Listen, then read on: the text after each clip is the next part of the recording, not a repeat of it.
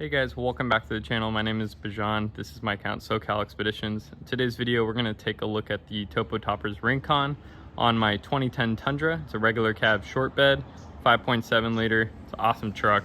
Tons of mods done to it, and you can find in my previous videos. But today's going to be focused around this camper. This camper is available for mid and full-size trucks, and on my truck, it weighs about 450 pounds. Just like the previous Topo Toppers that I had, everything is made in-house on this camper, which is awesome because they have the complete control over quality. And I can say the build quality on this unit is exceptionally great. Now for my camper, the only additions that I made was adding a fan on the roof, L-track on the roof, a solar port again on the roof, as well as these two side windows, which I absolutely love. Taking a look inside of the bed of this truck, you can see just how much of a difference that the flared walls make.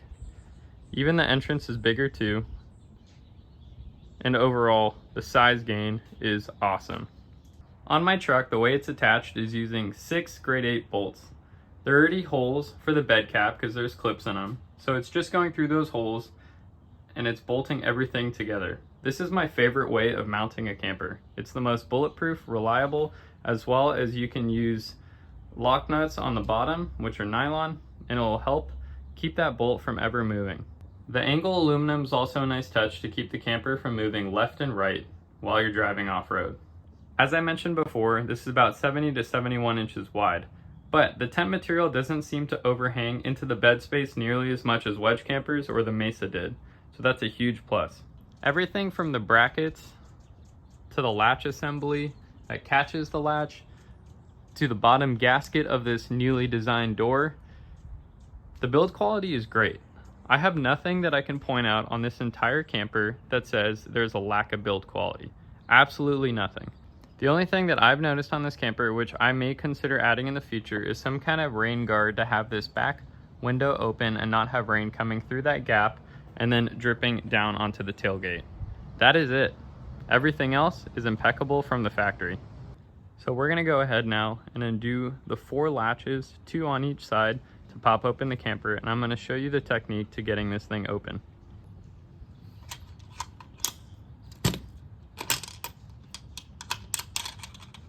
After all 4 latches are undone, you can go ahead and shut the back window and pop open the camper. So here is how to open it.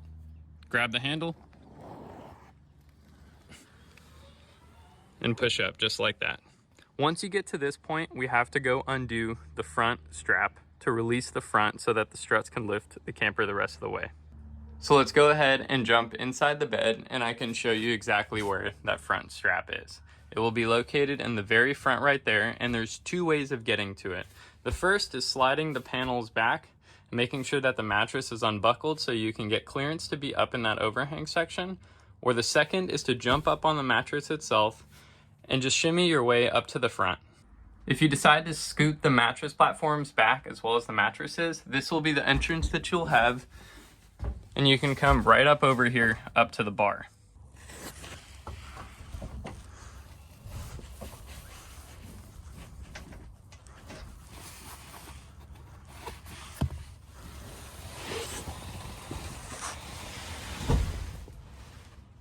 Now once we get to this point right here, all we have to do is push this panel back and attach the Velcro. And now our front is supported and it's good to go. We're gonna turn around, move to the back, and do the same thing. Now at the back of the camper, we do the same process. All we gotta do is attach the Velcro strap and it is good to go. Now our camper is fully supported and we can take a look inside. So while the bed is deployed, you're gonna have this pass-through space where you can get into bed and out of bed with. This is really nice because since the mattress is a lot wider, when you do have to get out of bed and you have to rotate depending on which way you're sleeping, and in a full-size pop-up, you can sleep with your feet hanging off the edge going this way. You don't have to disturb your partner getting up if you're sleeping with another person. Also, with the width of the camper, it is much easier to get your full foot on here to jump up into the camper, meaning you don't need a box or some kind of step to get into bed, like in the Mesa, where I always had to have a cooler or some kind of box down here to jump up into bed. This camper comes with 4 windows, and clear vinyl is included as an insert that's going to go right back here on every single window. It's nice because the Velcro on this, unlike my previous first model of the Mesa, is a lot better. I feel as if this is one of the best Velcro stitching jobs that I've seen for the windows. I mean, it just meets the mark absolutely everywhere. It looks great. And they put these pieces on the outside so you can roll up the window and just attach it, like I'll show you in a second. So if you do a good job rolling this thing up, you're gonna have your pieces right here that are the non-hook side, and you can just go ahead and stick it up against the hook side of the Velcro, and bam. That looks so good and so clean. The mattress itself is a huge upgrade from the ones I've had in my Vagabond, as well as the one that came in the Mesa. This one is 4 inches thick, and on the side here it has buckles so you can connect all the mattresses together to keep them from sliding around while you're sleeping. And I am comfortable in saying that I don't think I need a topper on this mattress like I've had on all my other previous ones. So this is a huge upgrade with the 4-inch thick, and it's one of the main selling points for me is that I could fit a 4-inch thick mattress in here, as well as all my bedding, and close this thing up. I went ahead and I pushed the bed panels out of the way and put them at the very front. It took me about 20 to 30 seconds to achieve that setup with everything being up front. And you can stand at the very front of the bulkhead and no mattress is overhanging like it was in my Mesa. That's very nice.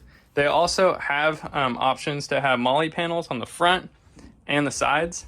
I opted not to do those because I think this truck is going to get some kind of interior build out. So the molly panels would be behind the cabinets and it just wouldn't make sense for me. That being said, me putting any kind of cabinetry here is going to block the windows. So I got to think about how high I want everything to sit, but that's in a future video. As always, the fan install looks absolutely awesome. The wiring is ran down to this left corner, but on the roof runs down this beam, across the side, down the back panel with some slack, and then all the way across to driver's front left corner of the bed. As I mentioned in the beginning of this video, I only picked out a few of the select upgrades and additions that you can add to your Topo topper. I'm not a salesman for them, so I'm not going to tell you everything that they offer, so take a look at their website. But you can get roof insulation as well as L-track awning brackets, and those are the two things that I took home with me to do them myself. I have the insulation brackets that will hold in, I believe, 1/2-inch foam insulation, as well as awning brackets here.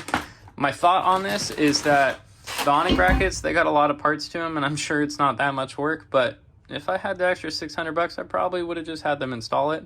But I need stuff to do to keep myself just busy, so I took it upon myself to install both the L-track outside as well as roof insulation.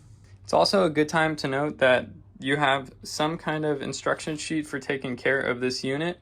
One thing that I don't think this has is a serial number or model number. Some insurances require some kind of serial number or code. It would be nice if that was just riveted onto the camper somewhere. I think it's also a cool piece to add.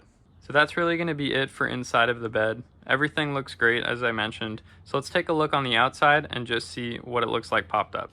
So here is what the camper looks like popped open. And just to mention, I'm on 0.5 on my iPhone just because it is rather large and hard to fit in frame.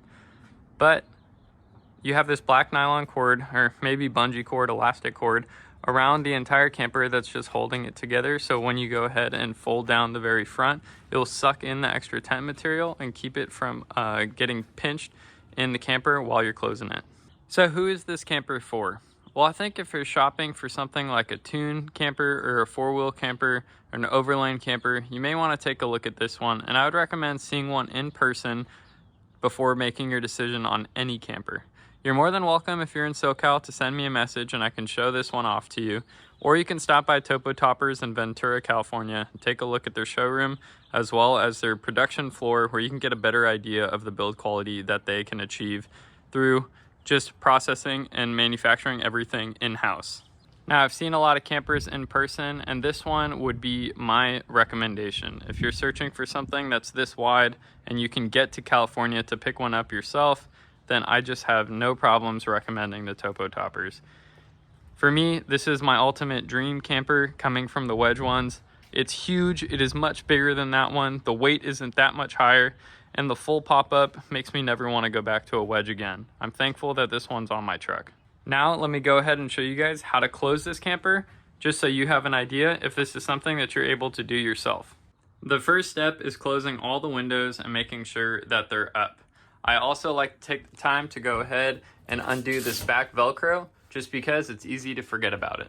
Now after we get the bed panels put back in place and the mattresses on top of them, we're gonna come back over to this front panel and we're gonna undo the Velcro and pull down on this gray frame. We're gonna pull down right at the very top to get the most amount of leverage.